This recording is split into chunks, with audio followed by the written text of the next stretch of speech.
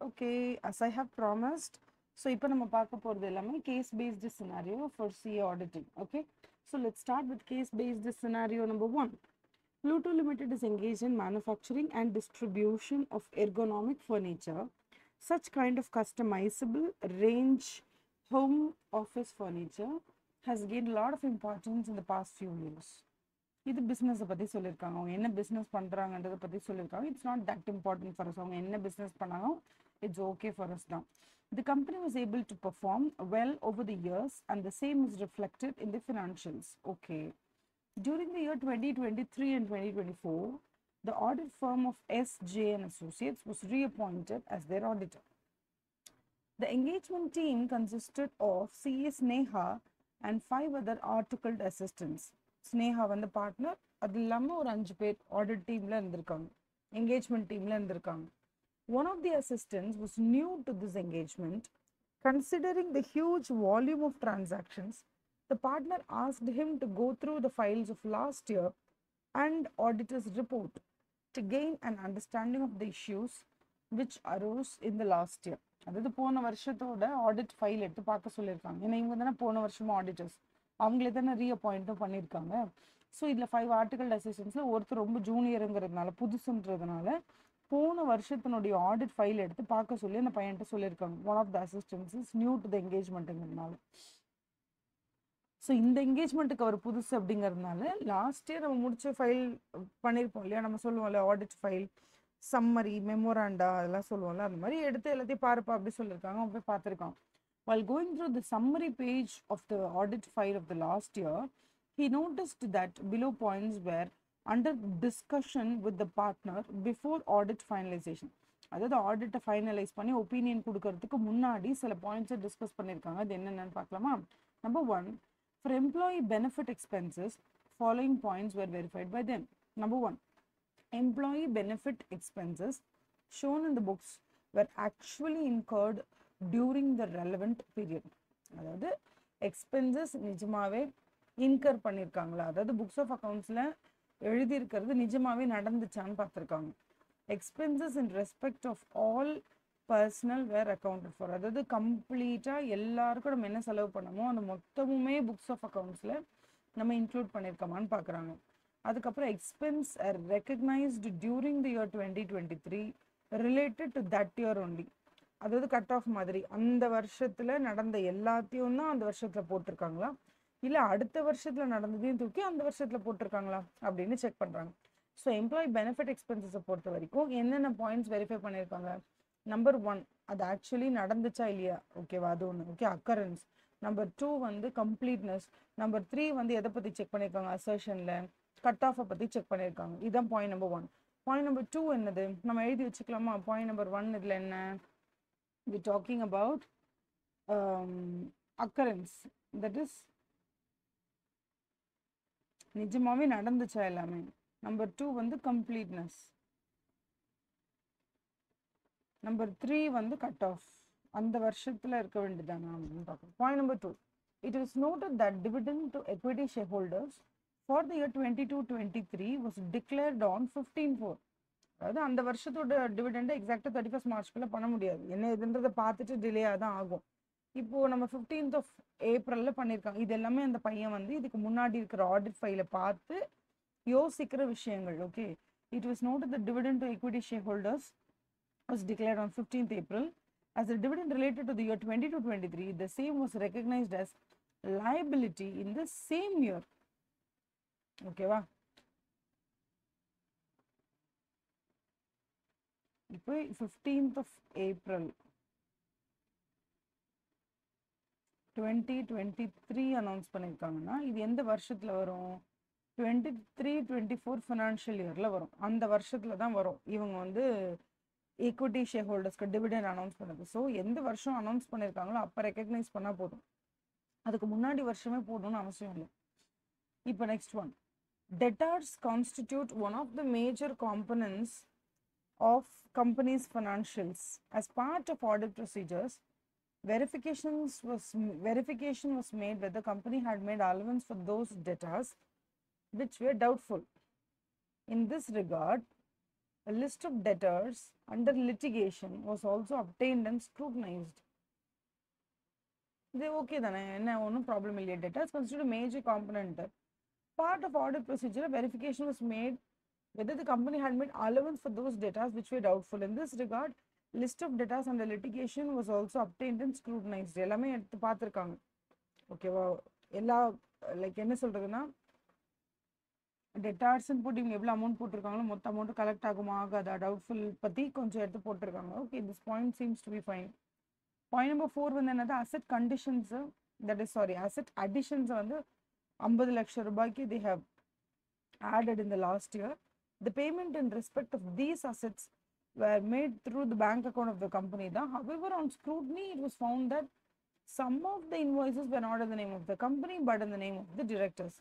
See, இதில் வந்து என்னன்னா, பணம் யார் பே பண்ணியிருக்காங்கிறது தான். எல்லாத்தையும் கம்பெனி பே பண்ணியிருக்கு, பட் ஒரு சிலது மட்டும் ஓகேவா, சில இன்வாய்ஸஸ் மட்டும் டைரெக்டாக கம்பெனி பேர்லேருந்து பே பண்ணாமல் one of the directors have paid for the company.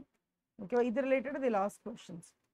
அது மாதிரி பண்ணலாமான்னா, ஒரு எமர்ஜென்சிக்கு அது பண்ணலாம். அது ஒன்றும் இட்ஸ் நாட் தெய்வ குத்தம்லாம் ஒன்றும் இல்லை. ஓகேவா, கம்பெனியோட பேங்க் அக்கௌண்ட்டில் இன்னைக்கு டேட்டுக்கு 50 கோடி இருந்தால் தான் உங்களால் அதை வாங்க முடியும். இல்லைனா டிரெக்டர் அதுக்கான பணத்தை பே பண்ணிட்டு கூட ரீஇன்வெஸ்ட்மெண்ட் வாங்கிக்கலாம். It's not a big deal actually. நீங்களே யோசிச்சு பாருங்கள், நீங்கள் ஒரு கம்பெனி ரன் பண்ணுறீங்க, பணம் ஃபுல்லாக உங்கள் அக்கௌண்ட்டில் எப்போதும் இருக்கணும்னு அவசியம் இல்லைல்ல. கம்பெனியோட அக்கௌண்ட்டில் ஏதோ one of the board members கிட்ட வந்து பணம் இருக்கும். ஸோ அவங்க கிட்ட வாங்கி கொடுத்துட்டு அதுக்கப்புறம் will reimburse them. Point number 5, the company was maintaining few bank accounts, including one foreign exchange account. There was included in previous year file a paper converting the foreign exchange amount held in a bank account to Indian rupee at closing exchange rate. See, actually நீங்கள் வந்து convert பண்ணுறீங்க foreign exchange amount. இப்போ டாலரை ருப்பியை convert பண்ணுறீங்கன்னா எந்த அன்னைக்கு நீங்கள் convert பண்ணுறீங்களோ அந்த ரேட்டில் தான் எடுக்கணும். எதுக்கு க்ளோசிங் எக்ஸ்சேஞ்ச் ரேட்டில் எடுக்கணும்? அது ஒரு மிஸ்டேக்ல இல்லை. சரி, okay, will see the questions. அப்போ நமக்கு வந்து ஒரு ஐடியா கிடைக்கும். In point 1 relating to employee benefits, which among the following assertions are discussed respectively? அப்படி கேட்குறாங்க. 3 டிஸ்கஷன் எழுதியிருந்தோம். என்னது, occurrence, completeness, cut off. Occurrence, completeness, cut off 3 இருக்குது. வேல்யூவேஷன் மட்டும் தான் டிஸ்கஸ் பண்ணலை. அப்போ 1 தவிர 2, 3, 4. Okay, next one. Do you think the amount of dividend recognized as liability as given in point number 2 appropriate அப்படின்னு கேட்குறாங்க. கண்டிப்பாக அந்த வருஷத்தில் அதை கன்சிடர் பண்ணக்கூடாதுன்னு நானே உங்களுக்கு சொல்லிட்டேன். எப்போ கன்சிடர் பண்ணணும், அதுக்கு அடுத்த வருஷம் போட்டிருக்காங்க 15th ஏப்ரல்னா அந்த வருஷம் தான் கன்சிடர் பண்ணணும். ஏன் நம்ம வந்து why should we recognize it as a liability in 2022-23 itself? It is being declared only in the year 15th April 2023னா அது எப்போ நடக்குது? 23-24 தான் நடக்குது. அப்பயே நான் போய் அதை 22-23 அதை போய் ரெக்கார்ட் பண்ணோம். அது ஆக்சுவலி தப்பு. ஸோ ஃபர்ஸ்ட் ஆஃப் ஆல் இது தப்புன்னு அடிச்சு விட்டுருங்க. ஓகேவா, அதுக்கு அடுத்து நோன்றதுல என்னென்ன படிச்சு பார்க்கலாம். The amount should be recognized equally between two financial years. அது தேவையே கிடையாது இது. ஓகேவா, வேற என்ன தப்பு கொடுத்துருக்காங்க. No, the amount should not be recognized as liability. Further, no disclosure was needed. ஆமாண்டா, எதுவுமே பண்ணாதீங்க, அப்படியே ஓடி போயிருங்க இந்த மாதிரி. ஸோ நோ, ஆமாம், அந்த வருஷத்தில் 2022-23 பண்ணக்கூடாது, 22-23 பண்ணக்கூடாது. ஓகே, the amount வந்து should not be recognized as liability in the year 22-23. கரெக்டாக எப்போது நீங்கள் லைபிலிட்டியை ரெக்கக்னைஸ் பண்ணணும்னு கேட்டால் 23-24 தான் அது ரெக்கக்னைஸே பண்ணணும். பட் சின்ஸ் வந்து இது வந்து ஒரு சப்சிக்வெண்ட் ஈவெண்ட் மாதிரி நீங்கள் எடுத்துக்கலாம். 22-23 அந்த வருஷத்தில் நீங்கள் இதை அனௌன்ஸ் பண்ணலனாலும் நீங்கள் 15th ஏப்ரல் அனௌன்ஸ் பண்ணிட்டீங்கன்றதுனால ஆடிட்டருக்கு டெஃபினட்டாக அவரோட ஆடிட் ரிப்போர்ட்டை ஃபைல் அவரோட ஆடிட் ஒப்பீனியன் கொடுத்து முடிப்பார் இல்லையா, அந்த டேட்டுக்கு முன்னாடியே அவருக்கு தெரிஞ்சிச்சு. 15th ஏப்ரல் இதை டிக்ளேர் பண்ணிட்டாங்க. ஸோ 2022-23 ஃபினான்ஷியல் ஸ்டேட்மெண்ட்ஸுக்கு ஒப்பீனியன் கொடுக்கறதுக்கு முன்னாடி அவர் மேனேஜ்மெண்ட் கிட்ட சொல்லி என்ன சொல்லலாம்னா, 2022-23 ஃபினான்ஷியல் ஸ்டேட்மெண்ட்ஸ் இருக்குல்ல, அதில் ஒரு சின்ன நோட்ஸ் டு அக்கௌண்ட்ஸில் கொடுக்கலாம். இந்த மாதிரி நாங்கள் April 15th டிவிடெண்ட் டிக்ளேர் பண்ணியிருக்கோம்னு கொடுக்கலாம் அப்படின்னு சொல்லலாம். அவ்வளோதான் நம்ம பண்ண முடியுமே தவிர இதை விட்டுட்டு போன வருஷத்தினுடைய பேலன்ஸ் ஷீட் எடுத்து அங்கேயே போய் இது லைபிலிட்டியாக நான் கன்சிடர் பண்ணுவேன், இது கரெக்டாக அப்படின்னு கேட்டால் தப்பு அப்படி சொல்கிறாங்க. ஓகேவா, 3rd கொஸ்டின். இல்லை நல்லா கவனிச்சு பாருங்க, இந்த கொஸ்டின் வந்து இஸ் ரிலேட்டட் டு அசர்ஷனை பற்றி கேட்டிருக்காங்க. ஸோ நீங்கள் அசர்ஷன்ஸ் தெரியலன்னா என்னன்றதை கண்டிப்பாக நீங்கள் வந்து ஒரு தடவை செக் அவுட் பண்ணணும். ஓகேவா, அதுக்கப்புறம் டிவிடெண்டை பற்றி கேட்குறாங்க. அதாவது ஒரு வருஷம் ஒரு பர்டிகுலர் ஈவெண்ட்டு எப்போ நடந்திருக்குன்னா 15th ஏப்ரல் நடந்திருக்கு.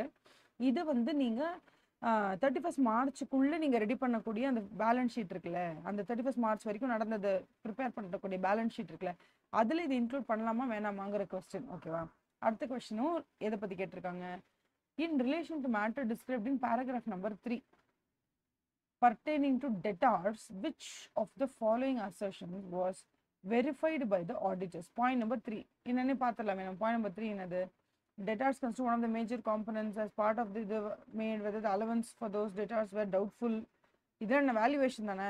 ஃபார் எக்ஸாம்பிள் டோட்டலாக வர வேண்டிய டேட்டாஸ் 1 கோடி ரூபான்னு வச்சுக்கோங்களேன், அது நிஜமா வருமா வராதா, they are conducting as a part of audit procedures. Verification was made whether company had made allowance for those debtors that were doubtful. இல்லை 1 கோடி ரூபாய் இருக்கு, இதில் பேட் அண்ட் டவுட்ஃபுல் டெட்ஸ்ன்னு இருக்கும்ல, அந்த பேட் அண்ட் டவுட்ஃபுல் டெட்ஸ்க்கு இவங்க அலவன்ஸ் கொடுத்தாங்களா இல்லையா, இதை பற்றின பேசும்போது they are actually talking about valuation. So இந்த கொஸ்டினுமே நமக்கு வந்து எது ரிலேட்டட் அப்படின்னு கேட்டிங்கன்னா அசர்ஷன் ரிலேட்டட் தான்.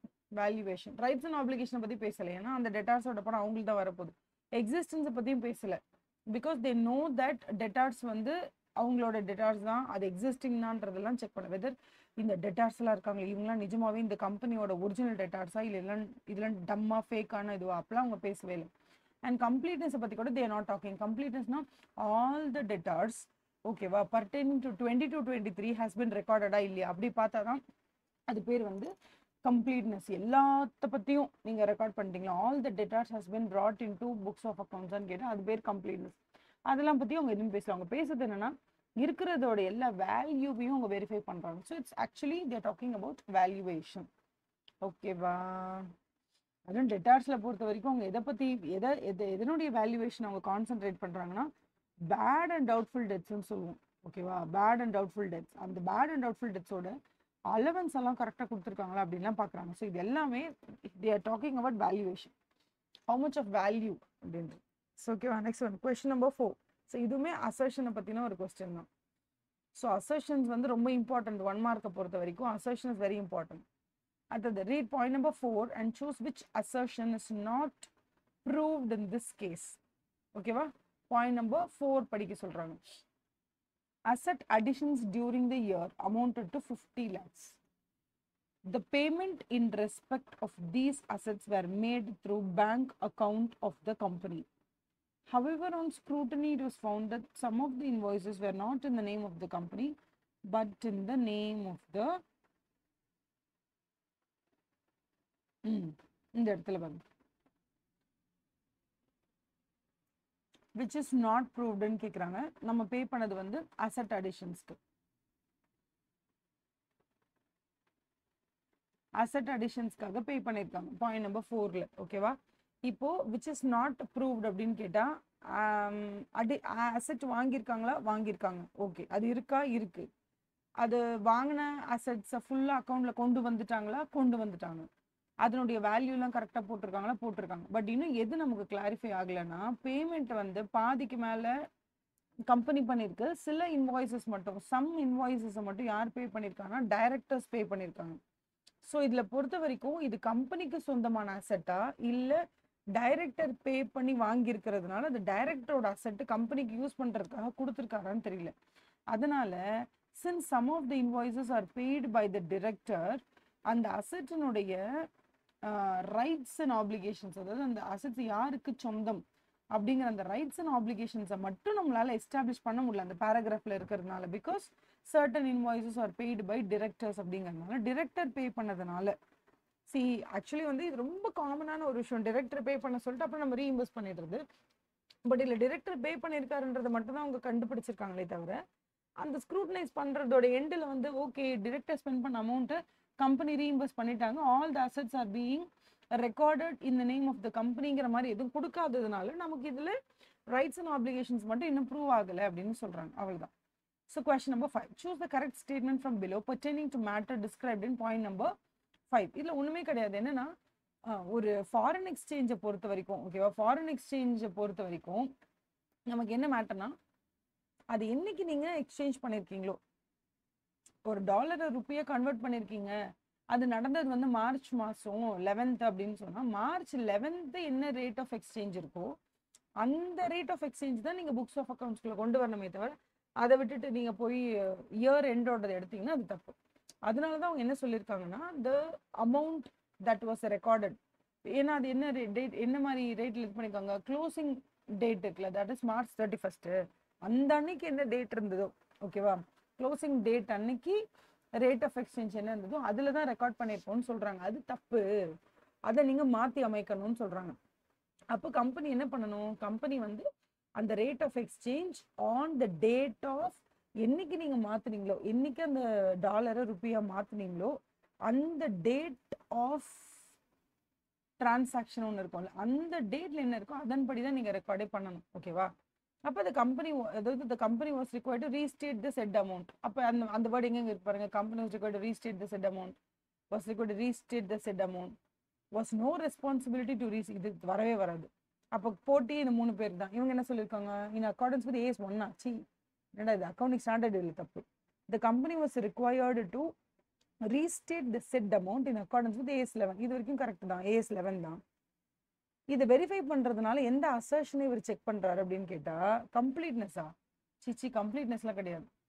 இது கம்ப்ளீட் பண்ண, இது இந்த செக்கிங் எல்லாம் அவர் பண்ணி முடிச்சு இதெல்லாம் பக்காவா ரீஸ்டேட் ஆயிருக்கான்னு அவர் பார்க்கும்போது அந்த இடத்துல அவர் எந்த ஒரு அசர்ஷனை அப்ஹோல்டு பண்றாரு அப்படின்னு கேட்டா, இந்த டிரான்சாக்ஷன் ஓகேவா கரெக்டான வேல்யூக்கு ரெக்கார்ட் ஆயிருக்கான்னு பார்க்குறோம். So it is called as valuation assertion தான் வெரிஃபை ஆயிருக்கதா அர்த்தம், தவிர கம்ப்ளீட்னஸ் கிடையாது. கம்ப்ளீட்னஸ்னா என்ன, அந்த டேட் வரைக்கும் நடந்த எல்லா விஷயத்தையும் நம்ம ரெக்கார்ட் பண்ணியிருக்கோமா, அதுதான் கம்ப்ளீட்னஸ். கரெக்டா, whether all the transactions and events occurred has been recorded, அது பேர் கம்ப்ளீட்னஸ். ஸோ இது வந்து வேல்யூவேஷன் அசர்ஷன் அப்படிங்கிறதுனால இதுவும் கேன்சல் ஆகி கடைசியில் இந்த ஆன்சர் தான் வரும். ஓகேவா, so case based scenario number 1 ஃபுல்லாகவே கிட்டத்தட்ட 4 கொஷின்ஸ் வந்து அசர்ஷன்ஸை பற்றி கேட்டிருக்காங்க. இந்த அசர்ஷன்ஸ் ஒரே ஒரு கொஸ்டின் மட்டும் நமக்கு வந்து என்ன கேட்டிருக்காங்கன்னா, ஒரு சப்சிக்வெண்ட் ஈவெண்ட் நடந்திருக்கு, தட் இஸ் ஏப்ரல் 15 அப்போ ஒரு சப்சிக்வெண்ட் ஈவெண்ட் நடந்திருக்கு, டிக்ளரேஷன் ஆஃப் டிவிடெண்ட்.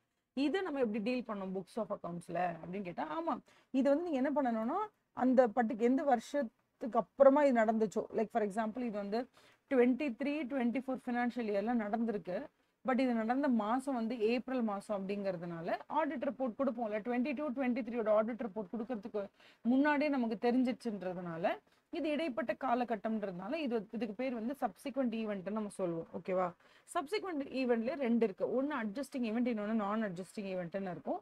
இந்த கொஸ்டின்ல கொடுத்தது நான் அட்ஜஸ்டிங் ஈவெண்ட் அப்படிங்கிறதுனால நம்ம அதை ஜஸ்ட் என்ன பண்றோம்னா நோட்ஸ் டு அக்கௌண்ட்ஸ்ல மட்டும் போட்டா போதும் அப்படின்னு சொல்றோம். சரியா, அடுத்தது நெக்ஸ்ட் ஒன் வந்து we talking about case scenario number 2. Watch IT India Limited is a company engaged in business of manufacturing smart watches. The company had a slow start in the beginning as company's products were gaining traction with customers. However, momentum has picked up during the year. The company wants to appoint Tripathi and Associates, a CA firm, as the auditor for the year 23-24 by replacing their existing auditors, Sripath and Co. The new auditors are willing to accept the audit engagement. They communicated with previous auditors before accepting the engagement. However, Sripath, that is the old auditors, have failed to respond. ஐயோ இதெல்லாம் ரொம்ப தப்புல, எவ்வளோ மட்டமான விஷயம் இது. அவங்க கண்டிப்பா ஒரு ஆக்சுவலி ஒரு எத்திக்ஸ், ஓகேவா, அவங்க கண்டிப்பா ரெஸ்பாண்ட் பண்ணுங்கிறது ஒரு எத்திக்ஸ். அது எப்படி அவங்க ரெஸ்பாண்ட் பண்ணாம போவாங்க, இது வந்து பேசிக்கான ஒரு ethics. And it is also related to professionally, அது ஒரு professional, it's not so it's so அன்ப்ரொஃபஷனல்ல. ப்ரொஃபஷனலாக அவங்க ஆக்ட் பண்ணணும், ப்ளஸ் அது எத்திக்ஸ் படியும் இது வந்து ஆக்சுவலி தப்பு. அடுத்தது CA Kishan, partner of Tripathi, அதாவது இவர் தான் என்கேஜ்மெண்ட் பார்ட்னர்னு நினைக்கிறேன், explained to his team members about the importance of engagement letter. Okay, இது வந்து பாயிண்ட் நம்பர் 1 நினைக்கிறேன். இங்கே ஒரு இடத்துல கொடுத்துருக்காங்களே, அவுட் கோயிங் ஆடிட்டர்ஸ் இன்கமிங் ஆடிட்டர்ஸை மதிக்கவில்லை, இது ஒரு மேட்ரு. ஓகேவா, இதான் பாயிண்ட் நம்பர் 1 இருக்கும். இதான் point number 1 to consider. Point number 2 to consider என்னன்னா, என்கேஜ்மெண்ட் லெட்டரை பற்றி கொடுத்துருக்காங்க பாருங்க. டீம் மெம்பர்ஸ் கிட்ட கிஷான் சொல்றாராம், இது மாதிரி என்கேஜ்மெண்ட் லெட்டர் வந்து இவ்வளோ இம்பார்ட்டன்ட்னு சொல்றாரு. He also arranged a team discussion on matters relating to acceptance of terms of engagement பற்றி பேசியிருக்காங்க. ஓகே, இதுல என்கேஜ்மெண்ட் டீம்ல அவங்க பேசின வரைக்குமே ஃபர்ஸ்ட் பாயிண்ட் ஆஃப் கன்சிடரேஷன் என்னன்னா was concerning the pre conditions for an audit. Audit accept பண்ணுறதுக்கு முன்னாடி சில விஷயங்கள்லாம் நம்ம பார்க்கணும். அதுக்கு பேர் தான் pre conditions for an audit. Mister Arun, ஓகேவா, mister Arun, a team member could recollect few of them. Those included determining whether FRF used is acceptable or not. Okay, FRF பற்றி பேசியிருக்காங்க. வேற என்ன பற்றி பேசியிருக்காங்க? Management providing the auditor with access to all relevant information, additional information. Okay, information கொடுக்கறத பற்றி பேசியிருக்காங்க. It was further elaborated by Arun that management has to provide unrestricted access to employees within the இது. Okay, employee கிட்ட போய் நம்ம பேசுறதுக்கு, enquiry பண்ணுறதுக்கு, employee கிட்ட போய் நம்ம என்கொயரி பண்ணுவோம்ல, அதுக்காக அன்ரெஸ்ட்ரிக்டட் ஆக்சஸ் பற்றி பேசியிருக்காங்க. Team members were asked to list the factors that may necessitate revision of engagement letter in case of recurring audits. Okay, great. எப்பெல்லாம் வந்து நம்ம என்கேஜ்மெண்ட் லெட்டர் ரிவைஸ் பண்ணுவோம் அப்படின்றத பற்றி நோட் பண்ண சொல்லியிருக்காங்க. இதுக்கு வந்து ஆக்சுவலி ஒன்று இருக்குல்ல, ஒரு கொஷினே இருக்கும் அதில், நம்ம படிப்போம் தெரியுமா, எப்பப்பெல்லாம் வந்து நம்ம என்கேஜ்மெண்ட் லெட்டரை வந்து ரிவைஸ் பண்ணணும், ஏதாவது சேஞ்ச் இன் சீனியர் மேனேஜ்மெண்ட் சேஞ்சாக இருக்கும் போது, இல்லை எஃப்ஆர்எஃப்ல ஏதாவது சேஞ்சஸ் இருக்கும் போது, அந்த மாதிரி ஏதாவது புதுசாக சேஞ்ச் இருக்கும்போது நம்ம கண்டிப்பாக என்கேஜ்மெண்ட் லெட்டரை ரிவைஸ் பண்ணணும் அப்படின்னு. Mister Kumar, another team member, replied that revisions may be required in cases involving significant change in ownership. Super, கண்டிப்பாக பண்ணணும். Recent changes in senior management, changes in financial reporting framework adopted. இந்த மாதிரி situation எல்லாம் மாற்றணும் அப்படின்னு சொல்லி ரிப்ளையே பண்ணுறாரு. கரெக்ட் தான், இது எல்லாமே correct. Modest change in nature or size of the, மாடஸ்ட்னா ரொம்ப கம்மியாக, ரொம்ப ரொம்ப சின்ன சைஸு, நார்மலாக சின்னதாக ஒரு nature or size of the entity's business மாறி இருக்கு. மாடஸ்ட் சேஞ்ச்னா பண்ண வேண்டாம், பெரிய சேஞ்ச்னா பண்ணலாம். அப்புறம் change in legal regulatory framework பண்ணலாம். மாடஸ்ட் சேஞ்சுக்கு பண்ணலாமான்றது தான் டவுட். மற்றபடி மற்றதுக்கெலாம் பண்ணலாம். Change in senior management ownership, இல்லை எஃப்ஆர்எஃப்ஏ மாறிடுச்சு, அந்த மாதிரிலாம் பண்ணலாம், ஒன்றும் பிரச்சனை இல்லை. பட் மாடஸ்ட்னா ரொம்ப கம்மி தானே, வெரி ஸ்மால் சேஞ்சுன்னு அர்த்தம் மாடஸ்ட்னா தான். Mister Ram, one of the team members, raised a doubt. Okay, என்ன doubt? He inquired regarding a recourse available to the incoming auditor in case the management makes it clear before acceptance of engagement by auditor regarding its inability in providing support to him in respect of certain procedures expected to be performed during the course of audit. அதாவது அவங்க கொடுக்க மாட்டேன்னு சொல்லலை, but அவங்களோட இன்னபிலிட்டிஸ், இந்த ஏரியாவில் எங்களால் ஹெல்ப்பே பண்ண முடியாது, because we are unable to do it அப்படின்னு அவங்களோட இன்னபிலிட்டியை முன்கூட்டியே தெரிவிக்கிறாங்க.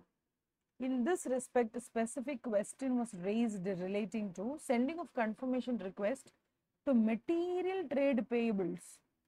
யாரெல்லாம் நமக்கு வந்து ஓகே மெட்டீரியல் ட்ரேட் பேயபிள்ஸ் கிட்ட கன்ஃபர்மேஷன் பண்ணணும், reflecting in FS of a company. Trade payables pertain to material input and input services acquired and utilized by company during the year.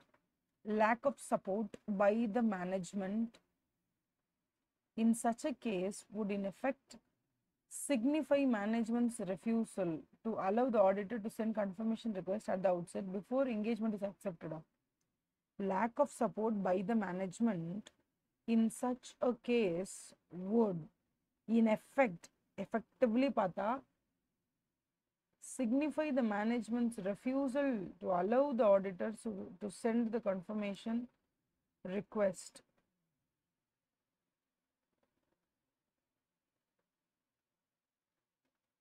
Before the engagement is accepted by the auditor.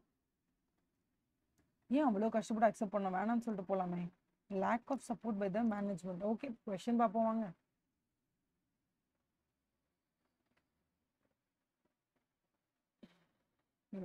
இந்த paragraph அதில் படிச்சு பார்த்துலாமா. Mister Ram, one of the team members, he inquired regarding records available to incoming auditor in case management makes it clear before acceptance of engagement by the auditor regarding its inability in providing support to him in respect of certain procedures expected to be performed. In this case, sending of confirmation request, அந்த மாதிரி trade payables lack of support by the management would in effect signify refusal to allow or doubts before the engagement.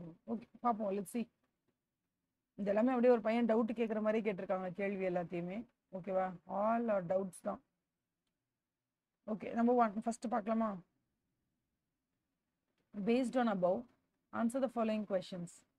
As regards doubt of Mr. Ram described in last para of the case scenario, which of the following statements is likely to be in accordance with standards on auditing? என்ன கேட்டிருக்காங்க? அவங்க கேட்டிருக்காங்க போல, auditor வந்து auditor கிட்ட suppose அவங்க நான் வந்து ஹெல்ப் பண்ண முடியாது, இந்த கன்ஃபர்மேஷன் ரெக்வஸ்ட்லாம் அனுப்பாதீங்கன்னு சொல்றாங்க மேனேஜ்மெண்ட். அந்த மாதிரி சொல்லிட்டா நம்ம என்ன பண்றது? In as per standards and auditing before அக்செப்டன்ஸே. சி, ஒரு ஆடிட் என்கேஜ்மெண்ட்டை நம்ம அக்செப்ட் பண்றதுக்கு முன்னாடியே நம்ம கிட்ட அவங்க வந்து சொல்லிட்டாங்க எங்களால் ஹெல்ப் பண்ண முடியாது, சில சுச்சுவேஷன்ல எங்களால் ஹெல்ப்பே பண்ண முடியாது. அந்த சுச்சுவேஷன்ல ஒன்று என்னன்னா, கன்ஃபர்மேஷன் ரிக்வெஸ்ட் அனுப்புறதுக்கு நம்மளை அலோவே பண்ண மாட்டேங்கிறாங்கன்னா நம்ம என்ன பண்றதுன்னு கேட்குறாங்க. ஃபர்ஸ்ட் ஏன் மற்ற 3 ஆப்ஷன்ஸ் தப்புன்னு பார்த்துடலாமா? Auditor needs to evaluate implications of management's refusal on the auditor's assessment of ROMMR. See, first of all, ஒருத்தவங்க ரெஃப்யூஸ் பண்றாங்கன்னா ஓகே, ஒருத்தவங்க ரெஃப்யூஸ் பண்றாங்க, அதுக்கு என்ன காரணம்னு கண்டுபிடிங்க. What is the reason for that? அந்த ரீசன் ஓகேவா இருந்துச்சுன்னு வச்சுக்கோங்க, இந்த ரீசன் ஓகே, அந்த கம்பெனிக்கும் எங்களுக்கு அது பிரச்சனை, ஏதோ லிட்டிகேஷன் போயிட்டு இருக்கு, அவங்ககிட்ட கேட்கக்கூடாது, அதனால தான் நம்மளை அனுப்ப விட மாட்டேங்கிறாங்கன்னு அவங்க கிட்ட ரீசன் பக்காவா இருந்துச்சுன்னா, அதுக்கப்புறம் நம்ம வேற ஏதாவது ப்ரொசீஜர்ஸ் பண்ணி தான் அதுக்கு வந்து எவிடன்ஸ் கலெக்ட் பண்ணணுமே தவிர, ரீசன் கரெக்டா இருக்கும் போது நம்ம அங்கே போயிட்டு நீ வந்து என்னை அனுப்ப விட மாட்டேங்கிற, நீ அனுப்ப விட மாட்டேங்கிற, அதனால எனக்கு வந்து ரிஸ்க் அதிகமாயிடுச்சு அப்படி இப்படின்னு புலம்புறதுல அர்த்தமே கிடையாது. Should not accept such an என்கேஜ்மெண்டா அப்படியே சொல்லிட முடியாதுல்ல. ஒருத்தவங்க வந்து நான் ஹெல்ப் பண்ண மாட்டேன்னு சொல்றாங்கன்னா அதுக்கு என்ன ரீசன் கேளுங்க. அந்த ரீசன் நியாயமானதா இருந்துச்சுன்னா நீங்க அக்செப்ட் பண்ணலாமே, ஏன் அக்செப்ட் பண்ணக்கூடாது? The auditor needs to evaluate implications of management's refusal on, see, இல்லை ரிஸ்க் ஆஃப் ஃப்ராட் எவ்வளோ இன்க்ரீஸ் ஆகுது, இல்லை ROMM இன்க்ரீஸ் ஆகுதுன்றதுலாம் மேட்டரே கிடையாது. முதல்ல அவங்க ஏன் வந்து நான் அக்செப்ட் பண்ண மாட்டேன், ஏன் அதுக்கு நமக்கு அவங்க ஒத்துழைப்பு கொடுக்க மாட்டாங்கன்னு கண்டுபிடிங்க. The auditor needs to inquire into management's reasons for the refusal. அதான் முக்கியம், இந்த இதான் கீவேர்ட். ரீசன் ஃபார் ரெஃப்யூசல் தான் கீவேர்ட். அதுக்கேற்ற மாதிரி நீங்கள் என்ன பண்ணுங்க, இஃப் ரீசன்ஸ் ஆர் கரெக்ட், அதுக்கப்புறம் நீங்கள் அதுக்கேற்ற மாதிரி மற்ற ஆடிட் ப்ரொசீஜர்ஸ் கண்டக்ட் பண்ணுங்கன்னு சொல்கிறாங்க. ஓகேவா? அடுத்தது என்கேஜ்மெண்ட் பார்ட்னர் என்ன பண்ணுறாரு? when Kishan the engagement partner asked about pre-conditions for an audit, majority of the விஷயங்களை சொல்லிட்டாங்க அவங்க. ஓகேவா? read the passage and find out which among the following points were missed. இதில் 4 பாயிண்ட் கொடுத்துருக்காங்களாம்ப்பா, இதில் ஏதோ ஒரு பாயிண்ட் அந்த குட்டி பையன் மிஸ் பண்ணிட்டான், என்னன்னு கண்டுபிடிக்கலாமா? நம்பர் 1, அவன் ஏதோ நான் 3 சொல்லியிருந்தான், என்ன எழுதணும் நம்ம இங்கே FRF இன்ஃபர்மேஷன் எம்ப்ளாயீஸு, இன்னொன்று என்ன சொல்லியிருந்தாங்க, எம்ப்ளாயீஸ் 3 கொடுத்துருந்தாங்க. என்னென்ன அவன் சொல்லியிருந்தான் இல்லை,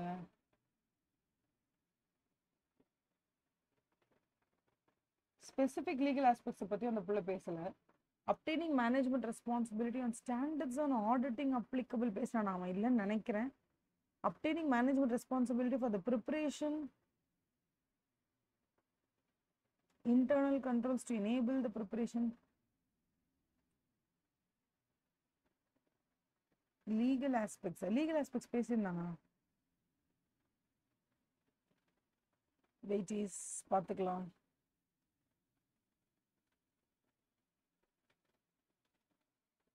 included FRF பத்தி has talked about. okay, FRF, wait a second, where is it, the highlighter எடுத்துட்டோமா? FRF பத்தி பேசியிருந்தான். Okay, FRF management audit with access to all relevant information. okay, management providing the auditor with relevant information and additional information. It is further elaborated by Arun that management has to provide unrestricted access to employees within entity as may be required by auditor for obtaining audit evidence. Unrestricted access to employees. okay,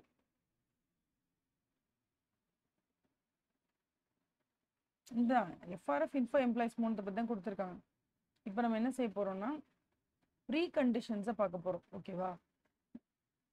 read the passage and find out which among the following points were missed ன்னு கேட்குறாங்க.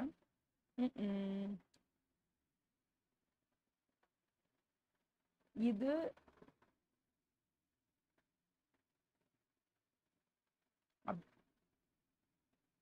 Management சரி internal கண்ட்ரோலை பற்றி he did not talk ஓகேவா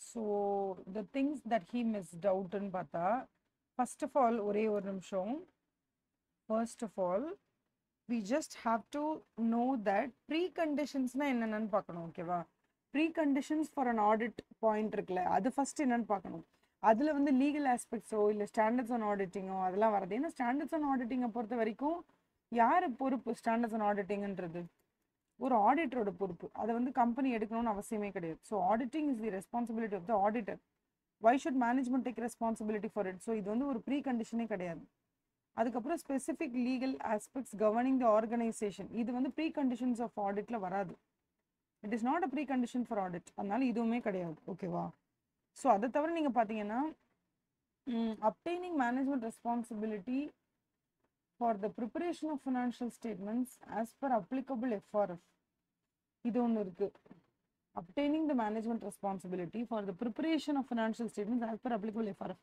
but don't you think that is covered FRF he has talked something about FRF எனக்கே confuse ஆச்சு எங்க என்னடா பண்ணிக்கிங்க determining whether FRF used in preparation of financial statement is acceptable. FRF is acceptable or not ன்னு இருக்கு but don't you think இதுவும் அது ஒன்று மாதிரி தான் இருக்கு எனக்கு obtaining management responsibility for the preparation of financial statements FRF வந்து acceptable இல்லையான்னு பார்க்கறத விட ப்ரிப்பரேஷனே அவங்க பொறுப்பு தானே ஆக்சுவலாக மேனேஜ்மெண்ட்டோட ரெஸ்பான்சிபிலிட்டி எனக்கு தெரிஞ்சு ரெண்டு தான் whatever it be number 1 நீங்க தான் ஃபினான்ஷியல் ஸ்டேட்மெண்ட்ஸே ப்ரிப்பேர் பண்ணணும் அதாவது preparation and presentation of financial statements as per FRF அது அவங்களோட பொறுப்பு அதை அவங்க ஒத்துக்கணும் இன்னொன்று என்னன்னா இன்டர்னல் கண்ட்ரோல் அவங்க தான் பார்த்துக்கணும் such that risk of material மிஸ்டேட்மெண்ட்லேருந்து அவங்க வந்து they just have to make sure that the entire financial statement is free from material misstatement whether due to fraud or error இது ரெண்டு அவங்க வந்து பண்ணி தான் ஆகணும் ஓகேவா so he did not talk about internal control that is one thing இன்னொன்று வந்து அக்செப்டபிள் எஃப்ஆர்எஃப் யூஸ் பண்ணியிருக்காங்களான்னு பார்த்தாங்க but the entire preparation and presentation உங்களோட பொறுப்புங்கிறது ஹி டிட் நாட் மென்ஷன் அதனால மேபி 3 and 4 இருக்கலாம் வேற என்னென்ன கொடுத்துருக்காங்க பாருங்க வேற என்னென்ன காம்போ இருக்கு இதுல 1 வருது அதனால தப்பு 1 2 வந்தாலே தப்பு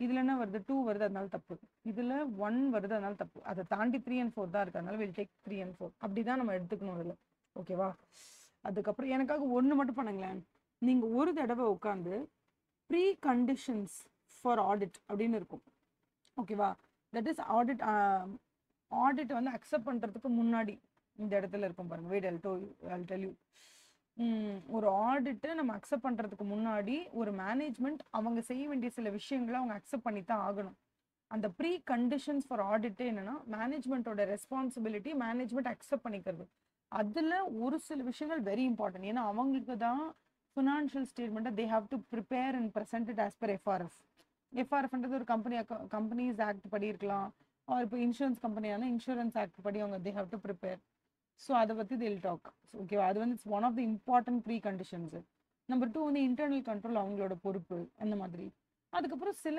டியூட்டிஸும் அவங்களுக்கு இருக்குது ஓகேவா தட் இஸ் ஆடிட்டர் உள்ள வந்து அவருக்கு கம்ப்ளீட் சப்போர்ட் கொடுக்கணும் ஹெல்ப் கொடுக்கணும் உள்ள இருக்க எல்லா எம்ப்ளாயிஸையும் என்கொயர் பண்ணுறதுக்கு அலோவ் பண்ணணும் அதெல்லாம் அவங்க மென்ஷன் பண்ணியிருக்காங்க அவங்க மென்ஷன் பண்ணாதது இந்த 3 and 4ன்னு சொல்கிறோம் ஓகேவா அதுக்கு அடுத்தது question number 3 from what Mr. Kumar replied about the factors requiring a revision of engagement letter one point was incorrect எல்லாம் கரெக்டான சொல்லியிருந்தாங்க read the passage and find that incorrect factor significant change in ownership கண்டிப்பா நீதா அம்பானியோட கம்பெனியை டாடா வாங்கிட்டாருன்னா கண்டிப்பா அந்த இதில் engagement letter மாற்றி தான் ஆகணும் ரீசெண்ட் சேஞ்ச் இன் மேனேஜ்மெண்ட் கண்டிப்பா சிஇஓ மாறினா நம்ம என்கேஜ்மெண்ட் லெட்டர் மாற்றணும் ஏன்னா நம்ம பழைய சிஇஓ டிம் குக்குன்னு ஒருத்தர் இருந்திருப்பாரு அவர்கிட்ட கொடுத்துருப்போம் என்கேஜ்மெண்ட் லெட்டர் இப்போ அந்த இடத்துல வந்து பிம்னு ஒருத்தர் வந்திருப்பாரு கண்டிப்பாக மாற்றி தான் ஆகணும் சேஞ்ச் இன் எஃப்ஆர்எஃபே மாறிடுச்சு கம்பெனிஸ் ஆக்டோட இது அப்ளிகபிலிட்டியே மாறிடுச்சு change in FRF adopted in preparation அதுவே மாறும்போது கண்டிப்பாக இருக்கணும் வேற என்ன மாடஸ்ட் சேஞ்ச் ஒரு சின்னதாக தெர் இஸ் ஸ்மால் சேஞ்ச் இந்த நேச்சரோ இல்லை சைஸ் ஆஃப் த பிஸ்னஸ் இருந்தால் உடனே ஐ வுடன்ட் சே இது வந்து பெரிய மிஸ்டேக் இது மாதிரி நடந்தால் நம்ம வந்து என்கேஜ்மெண்ட் லெட்டர் மாற்றவே கூடாது அப்படின்னா மாற்றலாம் if it is of a very important nature மாற்றலாம் ரொம்ப மாடஸ்ட்டாக தான் இருக்குது, ஒன்றும் பெரிய மேட்டரே இல்லை, இது சப்ப மேட்டர் சால்ட் வாட்டர் அது மாதிரி ரொம்ப மாடஸ்ட்டாக இருக்கிறதுனால it doesn't necessitate your change in engagement letter. Okay, அடுத்தது ஸ்ரீபாத் பழைய ஆள், ஓகேவா, திரிபாதி புது ஆள். Okay, Sripath and co have failed to respond to incoming auditors. In this regard, choose the most appropriate option. It was unethical. Ethical? Shoo. It was unethical. It was unethical. இது வரைக்கும் மூணு correct. On the part of outgoing auditors, correct. For failing to respond to communicate made by for failing to respond to the communication by incoming auditor. It is in violation of principle of objectivity. Objectivity எல்லாம் கிடையாது. அப்ஜெக்டிவிட்டினா என்னன்னா partiality இல்லாமல் பார்க்கறது. இதில் என்ன, அவன் மதிக்கவே இல்லை நம்மள, இல்லைன்னா பார்ஷியாலிட்டி. ஓகேவா, நம்மள ரெஸ்பாண்ட் பண்ணல, அவ்வளோதான். ஆனால் 10 ஆடிட்டர்ஸ் வந்து 9 பேருக்கு ரெஸ்பாண்ட் பண்ணியிருக்கான், எனக்கு மட்டும் ரெஸ்பாண்ட் பண்ணல, அதான் அப்ஜெக்டிவிட்டி. 10 பேர் இருக்காங்கன்னா 10 பேர் ஒன்றா ட்ரீட் பண்ணணும், என்னை மட்டும் தனியாக ட்ரீட் பண்ணக்கூடாது, அது பேர் தான் அப்ஜெக்டிவிட்டி. ஸோ இதில் அப்ஜெக்டிவிட்டிலாம் இல்லை. நான் வந்து அவங்ககிட்ட பேசியிருக்கேன், இன்கமிங் ஆடிட்டர்ஸ் உங்ககிட்ட பேசியிருக்காங்க, பட் அவுட் கோயிங் ஆடிட்டர்ஸ் அதை மதிக்கல, அவ்வளோதான். It does not involve violation of any fundamental, it is in violation of a fundamental principle. என்னது, என்ன ஃபண்டமெண்டல் பிரின்சிபிள் இங்கே பாதிக்கப்பட்டிருக்கு? இந்த அப்ஜெக்டிவிட்டி, கான்ஃபிடென்ஷியாலிட்டிலாம் சொல்லுவாங்க, அதில் என்ன மெயினான ஃபண்டமெண்டல் பிரின்சிபிள் இங்கே பாதிக்கப்பட்டிருக்கு அப்படின்னா ப்ரொஃபஷனல் பிஹேவியர் பாதிக்கப்பட்டிருக்கு, ப்ரொஃபஷனல் காம்பிடன்ஸை பாதிக்கப்பட்டிருக்கு. அவர் என்ன ப்ரொஃபஷனலி அவர் குவாலிஃபைட் இல்லாத ஆளா, இல்லை ப்ரொஃபஷனலி அவருக்கு வந்து தேவையான ஸ்கில் செட் இல்லையா, அதெல்லாம் இருக்குது. அதோட சேர்த்து கொஞ்சம் கொழுப்பும் இருக்குது. அந்த கொழுப்பு அதிகமாக இருக்கிறதுனால அவர் வந்து மற்றவங்க மதிக்க மாட்டேங்கிறார். அதனால it is violation of the principle of professional behaviour. Professional competence due கேர்லாம் கிடையாது, கவர்னிங். ஓகேவா, ஸோ இதுதான் ப்ரொஃபஷனல் பிஹேவியர் தான். It is in violation of principle of professional behaviour. Case scenario 3. In accordance with requirements of standards and auditing, CET, now freshly qualified chartered accountant, wants to obtain sufficient appropriate audit evidence in an audit engagement pertaining to financial statements of a partnership firm. Okay, the firm is trading in FMCG, appointed in May 23. She needs evidence to obtain the information for arriving at her judgment. Okay, clearly remembering fundamentals that an auditor has to obtain sufficient appropriate audit evidence to draw reasonable conclusions on financial statements, she proceeded in accordance with the audit plan prepared by her. இது வரைக்குமே ஃபுல்லாக கதை தான். இது எஃப்எம்சிஜியில் trade ஆகுதுன்ற ஒரு information, financial year ஒரு information, sufficient appropriate audit evidence பற்றி தான் ஏதோ நம்மக்கிட்ட கேள்வி கேட்க போகிறோம், அது மட்டும் தெரியுது. ஏன்னா அது இல்லாமல் எதுக்கு, தேவையில்லாமல் எதுக்கு சஃபிஷியன்சியை பற்றியோ இல்லை அப்ராப்ரியேட்னஸை பற்றி ஏன் கேள்வி கேட்க போகிறாங்க. During the year 22-23, the firm was maintaining a current account with the branch of a public sector bank. Okay, her audit plan had included procedure for confirming the balance of current account directly from the bank. பண்ணலாமே, ஒன்றும் தப்பு இல்லை. But on 28th March அப்போ, அதாவது வருஷம் முடியறதுக்கு 3 நாள் முன்னாடி ஃபேர்முக்கு ஒரு அவசர தேவை இருந்துச்சு. அதனால ஒரு யூட்டிலிட்டி பில் பே பண்ணுறதுக்காக அவங்க என்ன பண்ணியிருக்காங்க, 1 கோடி ரூபாய் பே பண்ணணும், கையில் பணம் இல்லை போல இருக்கு. டியூ டு இன்சஃபிஷியன்சி ஆஃப் ஃபண்டுனால பிரான்ச் மேனேஜருக்கு ஒரு ஃபோன் அடிச்சு, தயவு செஞ்சு ஒரு செக்கு போடுங்க, கிளியர் பண்ணி விடுங்க, 1 கோடி ரூபாய்க்கு நாங்கள் பே பண்ணிடுறோம்னு சொல்லியிருக்காங்க. அதனால ஒரு ஓவர் டிராஃப்ட் மாதிரி எடுத்துக்கிட்டு பேலன்ஸ் இந்த கரண்ட் அக்கௌண்ட் வந்து ஒரு 8000 ரூபாய் தான் இருந்திருக்கும்னு நினைக்கிறேன். அதனால இப்போ என்ன ஆயிடுதுன்னா டெபிட் பேலன்ஸ்னு போட்டு 0.92 lakhs தான் இருக்கு. ஓகேவா, அப்படின்னா என்ன அர்த்தம், நம்மகிட்ட 8000 தான் பணம் இருந்துச்சு, நம்ம 1 crore பே பண்ணணும். நம்மகிட்ட இல்லாததுனால, சாரி 1L தானே, எதுக்கு 1 crore, 1L பே பண்ணணும். நம்மகிட்ட எவ்வளோ இருந்தது, 8000 தான் இருந்துச்சு. பேலன்ஸ் 92,000 போட்டு அவங்களே பே பண்ணியிருக்காங்க. ஸோ இந்த 92,000 வந்து நம்மளோட டெபிட் பேலன்ஸில் காமிக்குது. நம்மளோட டெபிட் பேலன்ஸில் என்ன அர்த்தம்னா, பேங்க்குக்கு நம்ம இப்போ ஒரு டெட்டார் ஆகிட்டோம். ஏன்னா பேங்க் நமக்கு கடன் கொடுத்த மாதிரி ஆயிடுச்சுல, அதனால நம்மளோட பேரை வந்து அவங்க டெட்டார் சைடில் போட்டாங்க. ஐயோ 92 lakhs இருக்குது அப்படின்னு. ஸோ சேவிங்ஸ் அக்கௌண்ட்டில் ப்ளஸ்லேயே இல்லை, மைனஸில் இருக்குது, -92,000 இருக்குது. இதுதான் பேங்க்கில் இருக்குது. இந்த ஃபேர்ம் வந்து had also issued cheque issue பண்ணியிருக்காங்க. 31 March சாயங்காலம் செக் இஷ்யூ பண்ணியிருக்காங்க. ஓகேவா, இவங்களோட பேங்க் அக்கௌண்ட்ல இருந்து இப்படியே பணம் இருக்கிற மாதிரி அடுத்த வாரம் எப்படியும் அடுத்த நாள் பணம் வந்து நம்ம அக்கௌண்ட்டுக்கு அப்படிங்கிற ஆன்டிசிபேஷன் இவங்க சில செக் இஷ்யூ பண்ணியிருக்காங்க. அது இல்லாமல் இவங்க சில செக்கை வந்து டெட்டார்ஸ் கிட்டேருந்து வாங்கின செக்கை டெபாசிட்டும் பண்ணியிருக்காங்க இந்த மதியானம். இதெல்லாம் இவ்வளோ விஷயங்களை பண்ணிட்டு பேங்க் பேலன்ஸை வெறும் 31st அன்னைக்கு சாயங்காலம் பேங்க் பேலன்ஸ் எவ்வளோ இருந்துச்சுன்னு அந்த பிரான்ச் கிட்ட கேட்டா போதுமா? கஷ்டம்தான் இல்லை? Her plan also included performance of certain procedures pertaining to verification of inventories. என்னென்ன இன்வென்ட்ரியா? Inventories of FMCG were material to financial statements. ஆமா. Her assistant Tisha had her own notion about understanding of sufficient appropriate audit evidence. She further feels that when audit evidence is obtained from available records of an entity, it is known as internal audit evidence. Like, okay, இது வரைக்கும் correct. Feels that when audit evidence is obtained from available record entity ஓட ரெக்கார்ட்ஸ்லேருந்து நம்ம எடுக்கும்போது அது internal audit evidenceன்றாங்க. Like purchase bills of FMCG goods, debit notes issued by the firm on debtors for GST, short charged earlier during the year, and credit notes issued by the firm during the year on the debtors to account for extra price charged in accordance with blah blah blah blah blah. இதில் என்ன, இந்த debit நோட்ஸாக இருந்தாலும் credit நோட்ஸாக இருந்தாலும் it is issued by the company, அதனால அது ஒரு internal document. Purchase bills எப்படி இன்டர்னல் டாக்குமெண்ட் ஆகும்? ஏன்னா எஃப்எம்சிஜி கூட்ஸை நீங்கள் வாங்குறதுக்கு நீங்கள் வந்து பர்ச்சேஸ் பண்ணியிருப்பீங்க. நீங்கள் பர்ச்சேஸ் பண்ணுறீங்கன்னா அதுக்கு நீங்கள் பே பண்ணியிருப்பீங்களா? அதுக்கு நீங்கள் பர்ச்சேஸ் பில்ஸ் யார் உங்களுக்கு கொடுத்துருப்பா? உங்களுக்கு கொடுத்துருக்கிற பில் வெளியில் இருக்கக்கூடிய XYZ யாராவது ஒருத்தர் உங்களுக்கு பில் கொடுத்துருப்பாங்க. அதுக்கு நீங்கள் பர்ச்சேஸ்க்கு நீங்கள் பே பண்ணியிருப்பீங்க.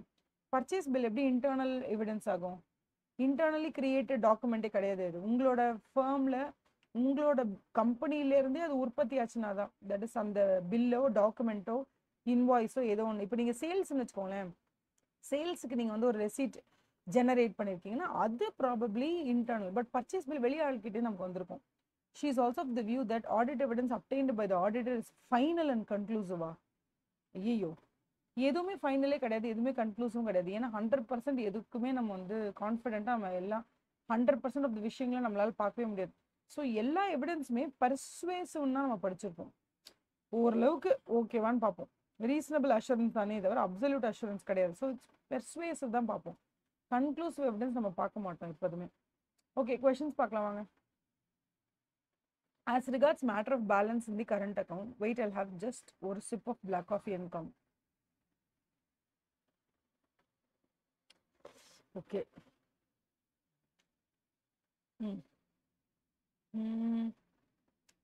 As regards the matter of balance in the current account and related issues is concerned, which of the following statement is likely to be most appropriate? Amount of 0.92 lakh is required to be classified under cash and bank balances in financial statements of the firm. Procedure of confirming the balance directly from the bank alone is likely to constitute. இது எப்படி bank கிட்ட மட்டும் like bank பேலன்ஸை confirm பண்ணால் போதுமா? அது மட்டுமே போதுமா அப்படின்னு கேட்டால் இல்லை. மற்றபடி என்னென்ன டிரான்சாக்ஷன்ஸ் நடந்திருக்கு நம்மளும் ஒரு தடவை செக் பண்ணுறது பெட்டர்.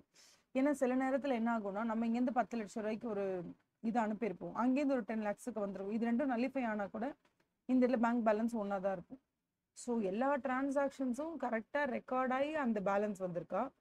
ஃபார் எக்ஸாம்பிள் உங்கள் அக்கௌண்ட்டில் 1000 rupees இருக்குன்னு வச்சுக்கோங்களேன். இந்த 1000 rupees வந்து பேங்க் பேலன்ஸை செக் பண்ணாலும் இது வந்து எல்லா டிரான்சாக்ஷன்ஸினுடைய ரிசல்ட்டாக இல்லையாங்கிறது நமக்கு எப்படி தெரியும்? ஃபார் எக்ஸாம்பிள் நமக்கு ஒருத்தர் 2000 கொடுக்கணும், அந்த 2000 நமக்கு வந்துருச்சு. நம்ம இன்னொருத்தருக்கு வந்து ஒரு 2000 கொடுக்கணும், அதுக்கும் நம்ம செக் டெபாசிட் பண்ணியிருக்கோம், அங்கேருந்து வர வேண்டியதுக்கும் செக் டெபாசிட் பண்ணியிருக்கோம். இது ரெண்டுமே த்ரூ ஆயிடுச்சுன்னு வச்சுக்கோங்களேன். த்ரூ ஆகி நமக்கு 1000 rupees பேலன்ஸ் இருக்குன்னா என்ன அர்த்தம்னா, நீங்கள் 2000 rupeesக்கு எதுவும் செக் இஷ்யூ பண்ணியிருக்கீங்களா, அதுவும் சாங்ஷன் ஆயிடுச்சுன்னு அர்த்தம். வேற யாரோ சன்ட்ரி டேட்டாஸ் உங்ககிட்ட கொடுத்துருக்காங்கல்ல, ஃபார் எக்ஸாம்பிள் சன்ட்ரி டேட்டாஸ் உங்ககிட்ட ஒரு செக் கொடுத்துருக்காங்க, அந்த செக்கை நீங்கள் போய் ப்ரெசென்ட் பண்ணி அந்த 2000 வந்துருச்சுன்னு அர்த்தம்.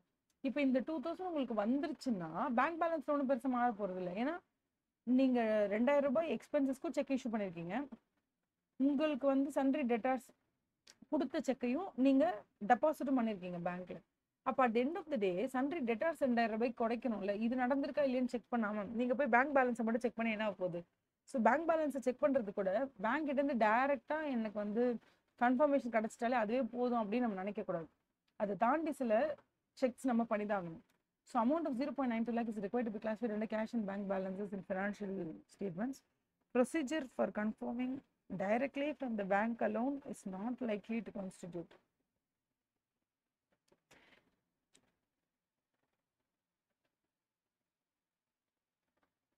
என்ன ஒண்ணுமே பிரச்சனை இல்லை. அந்த 92,000 இருக்கு பார்த்தியா, அந்த 92,000 இப்போ மைனஸ்ல இருக்கிறதுனால இதை கொண்டு நீங்க வந்து பேங்க் பேலன்ஸ்ன்னு போடவே முடியாது.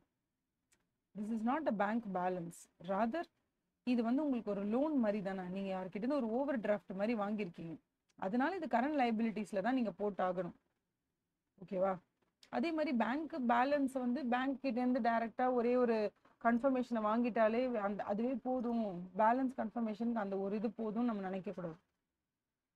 Okay, that is also very important. You have to perform additional procedures to confirm whether the bank balance is proper or not. So இது மட்டும் தான். ஓகேவா? ஏன்னா இது வந்து நம்ம டெபிட் பேலன்ஸ் நான் மேலே சொன்னேன் இல்லையா, -92,000 அப்படிங்கிறதுனால தான். அதனால இது கரண்ட் லைபிலிட்டிஸில் போட்டுருணும், ஃபினான்ஷியல் ஸ்டேட்மெண்ட்ஸில், பேங்க் பேலன்ஸில் போடக்கூடாது. அடுத்தது second question, considering matter of verification of inventories, which of the following is based on the facts described in the situation and also in essence of standards on auditing?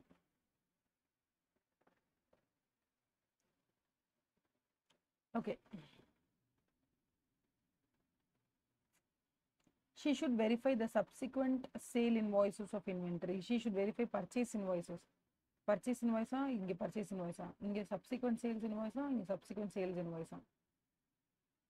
என்ன கொடுத்துருக்காங்க, எதை பற்றி கொடுத்துருக்காங்க, கொஸ்டினே மறந்த மாதிரி இருக்கே, போய் பார்ப்போமா? வெரிஃபிகேஷன் ஆஃப் இன்வென்ட்ரிஸை பொறுத்த வரைக்கும், inventories of FMCG were material. Her assistant had her own notion about so and so. She further feels that when audit evidence is obtained from available records, not internal evidence, like purchase bills, debit notes, she is also the view audit evidence obtained by the final and conclusive. வேற என்ன இருக்கு? இல்லை என்ன கேட்குறாங்க, question என்ன கேட்குறாங்க?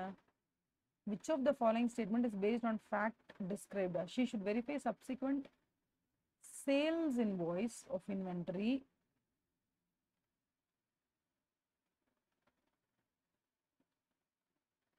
Okay, she should verify subsequent. Okay, நம்ம வந்து இன்வென்ட்ரின்னு ஒன்று வாங்கிட்டோம் அப்படின்னு சொன்னால், ஓகே ஒன்று படிச்சு பார்க்கலாமா? She should verify the subsequent sale invoice of inventory items lying in the stock as at your end. Okay, besides she should also review the stock records of the year 2023 and subsequent period. Such evidence may constitute sufficient appropriate audit evidence. She should verify subsequent sales invoice of the inventory items lying in stock as at the year end. Besides she should also review the stock of the year end and subsequent period. She should attend the physical inventory count at year end. In above situation, such evidence may constitute sufficient appropriate audit evidence. She should verify purchase invoice of inventory items lying in stocks as at year end. Stock records are not required to be verified. Stock record verify பண்ணுவோம் வேணான்றாங்க, அதுவே தப்பு. She should verify purchase invoice of inventory items lying in stock as at year end. She should attend physical inventory count at year end in above situation. Such evidence may constitute sufficient appropriate audit evidence. ஐயோ actually வந்து இவங்க என்ன question கேட்குறாங்க எனக்கு புரியல. Considering the matter of verification of inventories. நீங்கள் இப்போ என்ன பண்ண இங்கே தான் கொஸ்டினே இருக்கா? இப்போ நீங்கள் வரதே வெரிஃபைங் த இன்வென்ட்ரிஸ் தான். Verification of inventories. ஓகே, இன்வென்ட்ரிஸை நீங்கள் வெரிஃபை பண்ண போகிறீங்க. ஃபேக்ட் டிஸ்கிரைப்ட் இந்த சிச்சுவேஷன். என்னையா ஃபேக்ட்? ஏனுங்க டார்ச்சர் பண்ணுறீங்க? அந்த மாதிரி இருக்கு.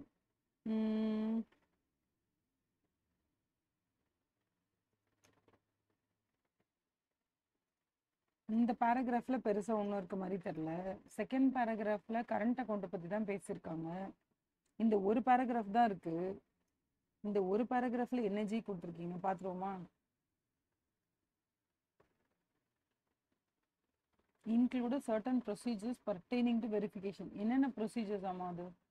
Her plan also included performance of certain procedures pertaining to verification of inventories. Okay. Inventories of FMCG were material. Her assistant had her own notion about understanding of sufficient approach. She further feels that when audit evidence is obtained from available records and internal audit evidence, like purchase bills of FMCG, debit notes issued,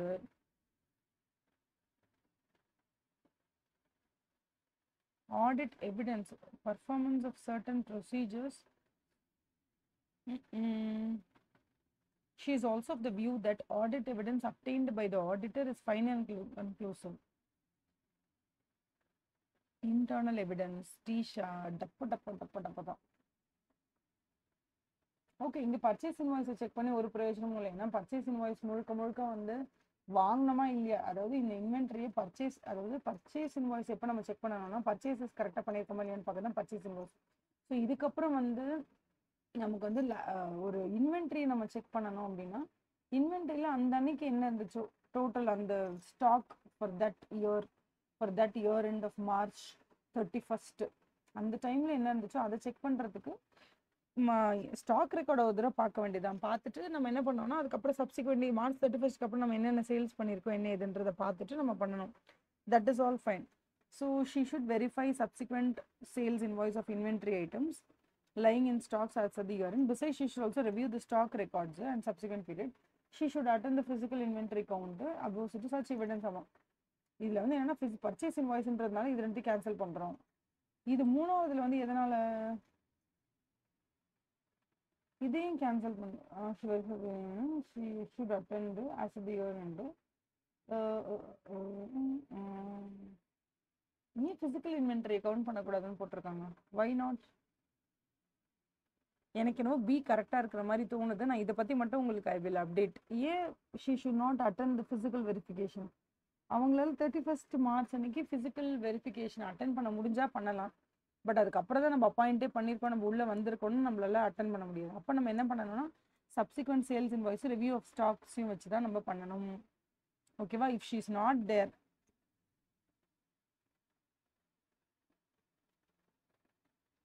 will see. அது மட்டும் identify correct statement on the basis of description. என்னம்மா purchase bills, debit notes, அதுக்கப்புறம் என்னது purchase bills, debit notes are all examples of internal எவிடன்ஸா? Purchase bills எப்படி internal evidence ஆகும்? Purchase bills ஆகாது. வெறும் debit notes and credit notes மட்டும்தான் அந்த இடத்துல உங்களுக்கு இன்டர்னல் ஆடிட் எவிடன்ஸ். ஏன்னா அது மட்டும்தான் generated by it is debit notes and credit notes மட்டும் தான் internal evidence. Only debit notes is an internal evidence. ஆமா, இங்க கொடுத்துருக்காங்க பாருங்க. It's persuasive, it's not conclusive. It is not conclusive, it is only persuasive. அது ஒன்று. அப்புறம் debit notes credit notes ரெண்டுமே வந்து இன்டர்னல் எவிடன்ஸ் தான். அது நமக்கு ஆல்ரெடி தெரிஞ்ச விஷயம் தான், ஒன்றும் பிரச்சனை இல்லை. Case scenario number 4. DLP and associates, foremost chartered accountants, are in the middle of conducting the audit of Twist and Spin.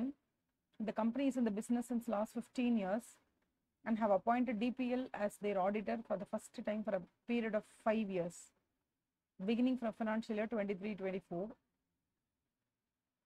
While identifying and assessing the ROMM at assertion level, engagement team has assessed ROMM for revenues and trade receivables are high. Okay, revenue and trade receivables are higher come ROMM. Sorry. The team is considering to send negative confirmation request as sole substantive procedure. நீங்களே சொல்லிட்டீங்க ட்ரேடும் trade ரிசீவபிள்ஸும் ரெவென்யூவும் அதிகமாக இருக்குது ஆர்ஓஎம்னு சொல்லிட்டீங்க. அப்படி இருக்கும்போது trade receivables அப்படிங்கிறதே sundry debtors தான்.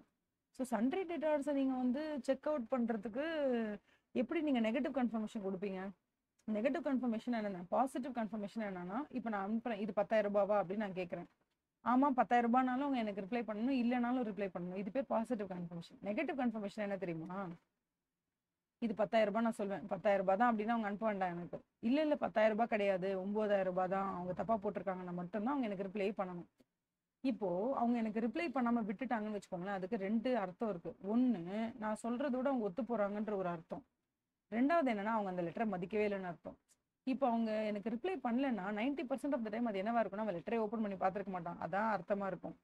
அதை விட்டுட்டு நான் என்ன தெரியுமா நினச்சிப்பேன், அவனே எனக்கு ரிப்ளை பண்ணல, அப்போ அவன் அதுக்கு ஒத்து தான் போகிறான், நான் போட்ட 10,000 ரூபாய் கரெக்டுன்னு நினைக்கிறான், அதனால தான் எனக்கு ரிப்ளை போடல, ஏன்னா நான் கேட்டிருக்கிறது நெகட்டிவ் கன்ஃபர்மேஷன் தானே அப்படின்னு நம்ம சொல்லுவோம்.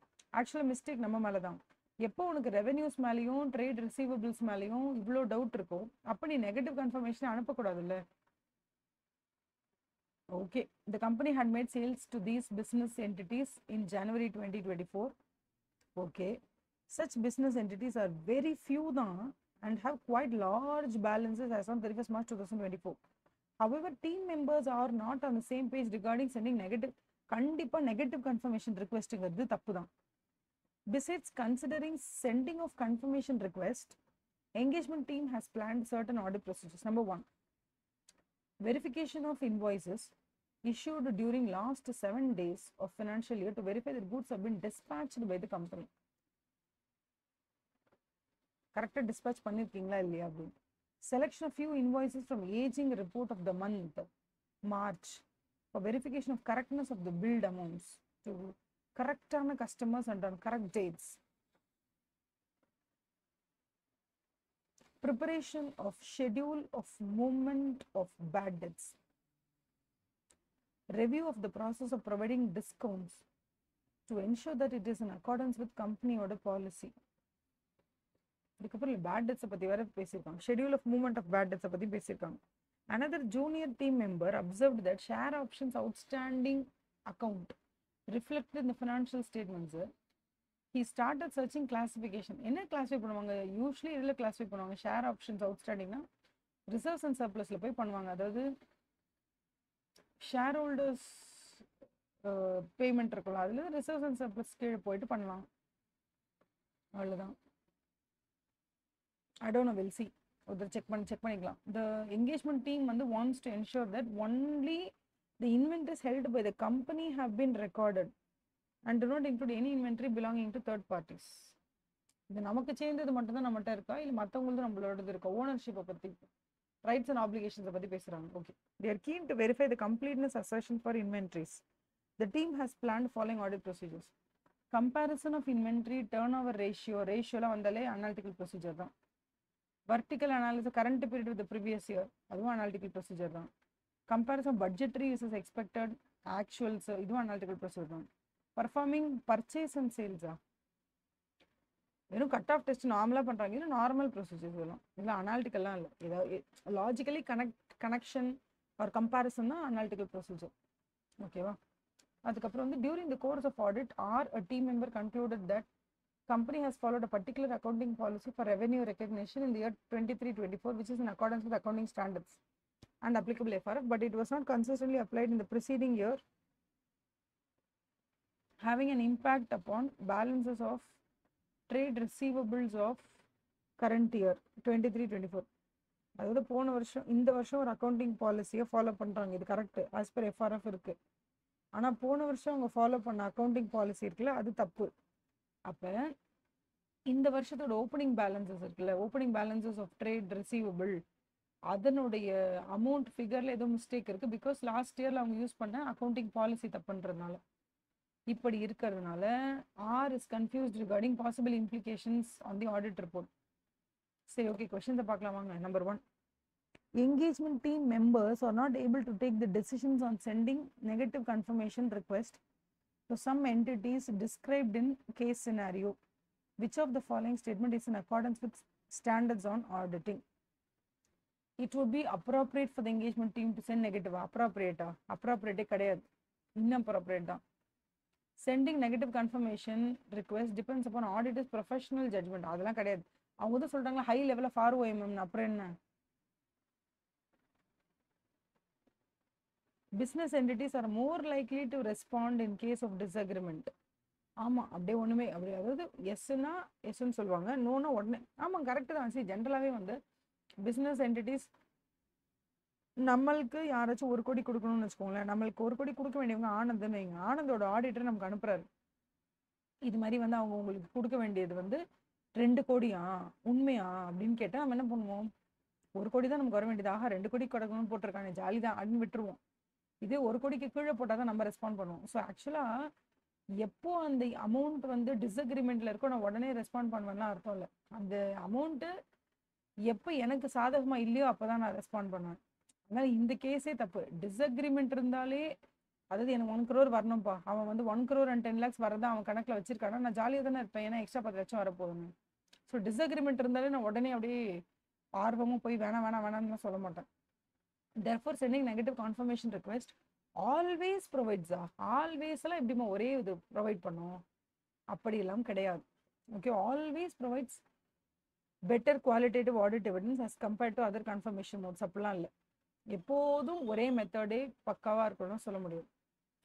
ஸோ இதான் answer. It would be inappropriate for the engagement team to send negative confirmation request to these business entities. ஏன் நீங்கள் பாசிட்டிவ் கன்ஃபர்மேஷன் ரிக்வெஸ்ட் அனுப்புங்க, அப்போ தான் பெஸ்ட் இல்லையா? Which of the planned audit procedures pertaining to trade receivables described in case scenario is not related to verification of completeness.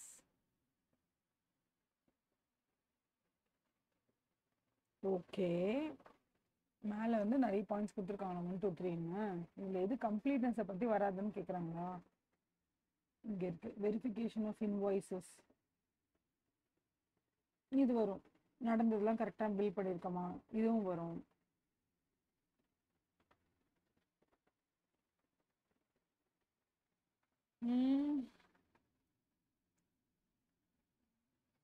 Preparation of schedule of movement of bad debts.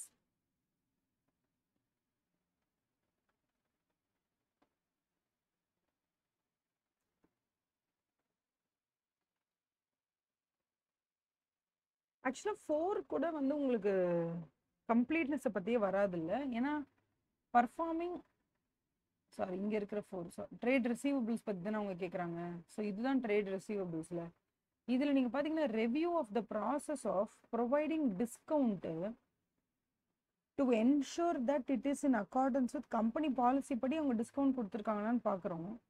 But கம்ப்ளீட்னஸ்னால் என்னென்னா அந்த வருஷம் நடந்த எல்லாத்தையும் include பண்ணியிருக்கோமான்னு பார்க்குறது தான் completeness. So number 1, last 7 டேஸில் நடந்த எல்லா விஷயங்களும் டிஸ்பேச் பண்ணப்பட்டிருக்கான்னு பார்க்குறது ஓகே, கம்ப்ளீட்னஸை பற்றின ஒரு விஷயமா இருக்கலாம்.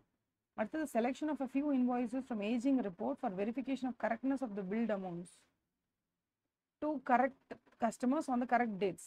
கரெக்டான டேட்டில் கரெக்டான கஸ்டமருக்கு கரெக்டான பில் அமௌண்ட்டை போட்டிருக்குமான்னு பார்க்கறது கூட ஒரு கம்ப்ளீட்னஸை பற்றின ஒரு விஷயம்.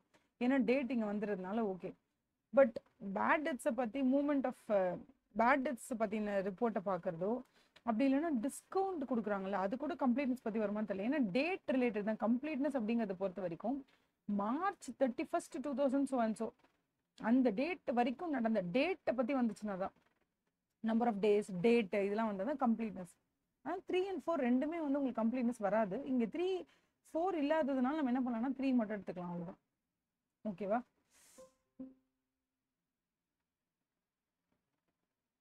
நெக்ஸ்ட் ஒன் வந்து we talking about guide the team member S by selecting the correct option with respect to share options. Share ஆப்ஷனை பொறுத்த வரைக்கும் டெஃபினட்டாக ஷேர் ஆப்ஷன் அவுட்ஸ்டாண்டிங் அக்கௌண்ட்டுன்னு ஒன்று இருக்குது. இந்த ஷேர் ஆப்ஷன் அவுட்ஸ்டாண்டிங் அக்கௌண்ட் அப்படிங்கிறது வந்து என்னென்னா, நம்ம யாருக்கும் ஒரு ஆப்ஷன் கொடுத்துருக்கோம், நீங்கள் வேணால் எப்போ வேணால் வாங்கிக்கலாம் அப்படின்னு கொடுத்துருக்கோம். அது நம்மளை பொறுத்த வரைக்கும் என்னது அப்படின்னு கேட்டால், it is something that you to give to our shareholders or our potential shareholders, யாரெல்லாம் நம்மளோட ஷேர் ஹோல்டர் ஆக முடியுமோ அவங்கக்கிட்ட நீங்கள் கொடுக்கறது. ஸோ ஆப்ஷன் நம்பர் 1 என்ன சொல்கிறாங்க, it is required to be classified under the head current liabilities. Second one, it is required to be classified under shareholders fund under share capital. Further it is to be classified separately under paid up share capital. ஐயோ அவங்க என்ன பே பண்ணவே இல்லை G, அது ஒரு option தான், அதனால தப்பு. கரண்ட் லைபிலிட்டிஸ் கீழேயும் வராது. ஓகேவா? கரண்ட் லைபிலிட்டிஸ் கீழே வராது. அது எதில் வரும்னா கண்டிப்பாக ஷேர் ஹோல்டர் ஃபண்டில் ரிசர்வ்ஸ் அண்ட் சர்ப்ளஸ் இருக்கும், அங்கே தான் அதை கிளாஸிஃபை பண்ணணும். செப்பரேட்டாக போட்டு இது மாதிரி ஷேர் ஆப்ஷன் அவுட்ஸ்டாண்டிங் இருக்குது அப்படின்னு சொல்லிட்டு நம்ம ரிசர்வ்ஸ் அண்ட் சர்ப்ளஸ் கீழே போட வேண்டியதான். Even though it is a liability, அது ஷேர் ஆப்ஷன்ஸ் அவுட்ஸ்டாண்டிங்ன்றதுனால அதை நம்ம வந்து ரிசர்வ்ஸ் அண்ட் சர்ப்ளஸ் கீழே போட்டுரும். அது வந்து ஒரு ப்ரொவிஷன்ஸ் மாதிரின்னு வச்சுக்கோங்களேன். நம்ம வந்து ஒரு எப்படி நம்ம டோட்டல் ப்ராஃபிட்லேருந்து நம்ம ஒரு ரிசர்வ் எடுத்து பத்திரமா ஒரு பர்பஸ்க்காக வைக்கிறோம், அந்த மாதிரி அது ஒரு ப்ரொவிஷன் மாதிரியான ஒரு விஷயம். But that is for potential shareholder அப்படிங்கிறதுனால அந்த R&Sக்குள்ளே வைக்கிறோம், ரிசர்வ்ஸ் அண்ட் சர்ப்ளஸில் வைக்கிறோம். It is required to be classified under shareholders fund under reserves and surplus. However, it is shown as a part of capital reserve. Capital reserveலாம் இல்லை, normal reserve தான் அது. No separate disclosure is mandated. Disclose பண்ண வேண்டியதானே, இந்த மாதிரி இருக்குது share option outstanding அக்கௌண்ட்டில் இருக்குன்னு டிஸ்க்ளோஸ் பண்ணலாம், பண்ணவே கூடாது அப்படின்றதுலாம் இல்லை. பட் ஜென்ரலாகவே என்னென்னா அதை வந்து நம்ம கேபிட்டல் ரிசர்வில் வைக்கக்கூடாது, நார்மல் ரிசர்வ்ஸ் அண்ட் சர்ப்ளஸ் கீழே வைக்கணும், அவ்வளோதான். இது ஜஸ்ட் வந்து ஒரு ஷெடியூல் 3 படி நம்ம வந்து லைக் என்ன சொல்கிறது, இந்த ஷெடியூல்ஸ் இருக்குல்ல, schedules to preparation and presentation of financial accounts, அதில் ஒரு ரிக்வயர்மெண்ட் அவ்வளோதான். ஸோ ரிசர்வ்ஸ் அண்ட் சர்ப்ளஸ் கீழே ஷேர் அவுட்ஸ்டாண்டிங் அமௌண்ட் வரும்.